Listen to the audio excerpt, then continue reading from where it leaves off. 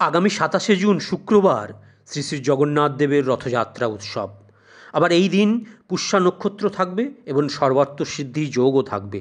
তাই এই শুভ দিনে বিশেষ উপায় করলে মনের সকল ইচ্ছা পূরণ হয়। অর্থ, চাকুরি, ব্যবসা, প্রেম সংক্রান্ত, স্বাস্থ্য, কেরিয়ার ইত্যাদি সকল সংক্রান্ত সমস্যাই দূর হতে পারে। কি করবেন? একটা পাত্রে অক্ষত আতপ চাল, চিনি, লবঙ্গ, কর্পূরের টুকরো নিন। একটা পাত্রে বরফের টুকরো নিন, সেটা ফ্রিজের বরফের ট্রে থেকেও নিতে পারেন। স্নান করে শুদ্ধ বস্ত্র পরিধান করে পূর্ব দিকে মুখ করে একটা আসন পেতে বসুন।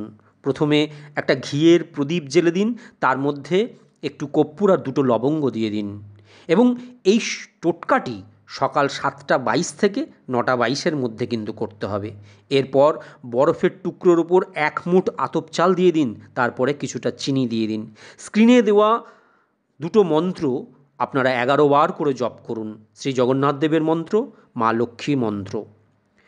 এবার নিজের ইচ্ছে মনে মনে জানান। তারপরে চালগুলো পাখার হাওয়ায় বা রৌদ্রে শুকিয়ে নিন। একটা লাল কাপড়ে বা ব্যাগের মধ্যে পুরে পূজার স্থানে রেখে দিন। আর লবঙ্গগুলো যে কোনো গাছের গোড়ায় দিয়ে দিন। প্রভুর কৃপায় দ্রুত সকল মনস্কামনা পূর্ণ হবেই।